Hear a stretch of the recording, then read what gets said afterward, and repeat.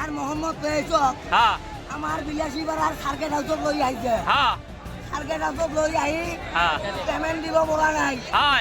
ইয়াৰ কাৰণে আমাৰ ষ্টেজত মঞ্চত আহিব নাই এতিয়া এই কাৰণ আপোনালোকে কি কৰি আছে এতিয়া মই সোফা সেট লৈছো 2000 কৈ টকা লৈছো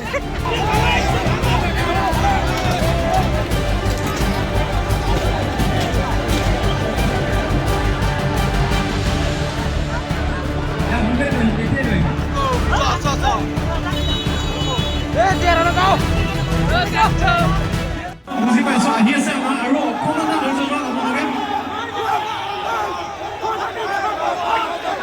Mana ini kok duduk tulis Aro, komm mal rumah. So, Raise, tukar di tiket ini sen. Kok Facebook lagi bo? Lagi bo nai? Lagi bo? Kok kani bo lagi? Our praise is coming. Praise, আমি পাবো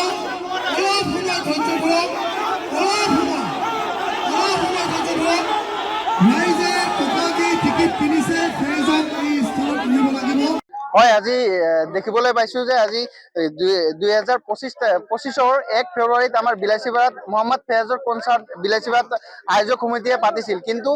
অতি দুখৰে জনাব বিচাৰিছো যে মোহাম্মদ ফেয়াজৰ প্ৰগ্ৰামত মোহাম্মদ ফেয়াজ আহি উপস্থিত নহল আমাৰ এটা ষড়যন্ত্ৰৰ বলি হৈছে বুলি আমি বিলাসীপাৰাবাসীয়ে আমি অনুভৱ কৰি আছো গৰিপুৰৰ পৰা আহি এক্স মিনিষ্টাৰ মহিবুল হকে আহি এই প্ৰগ্ৰামখন উদ্বোধন কৰি থৈ গল কিন্তু তেওঁৰ ল'ৰা এই আয়োজক সমিতিত আছিলে আমি দাবী উত্থাপন কৰিছো যে বিলাসীপাৰা ৰাইজক প্ৰতাৰণা কৰাৰ সাহস ক'ত পালে গতিকে প্ৰতিগৰাকী ৰাইজে ক্ৰয় কৰা টিকটৰ পইচা ঘূৰাই নিদিলে বিলাসীপাৰাত আহাটো আপোনালোকক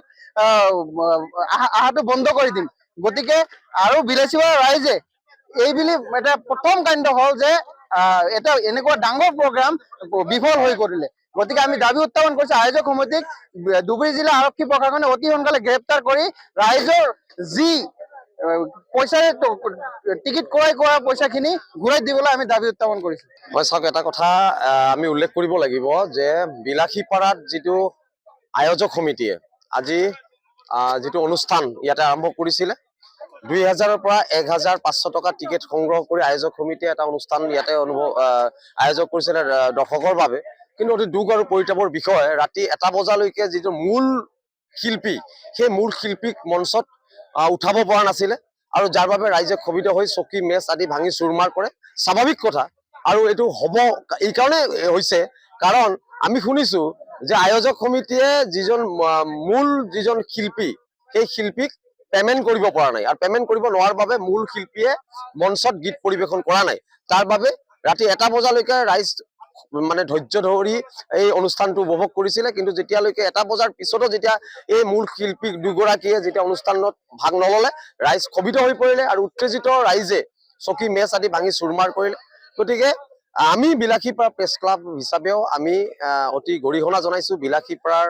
মান নষ্ট কৰিলে বিলাসীপাৰাৰ সন্মান নষ্ট কৰিলে আয়োজক সমিতিয়ে গতিকে আমি প্ৰশাসনক আমি দাবী উত্থাপন কৰিছো যাতে প্ৰশাসনে ইয়াৰ এক উচিত তদন্ত মৰ্মে দোষী সাব্যস্ত কৰি দোষী কৰায়ত্ব কৰাৰ আমি দাবী উত্থাপন কৰিছো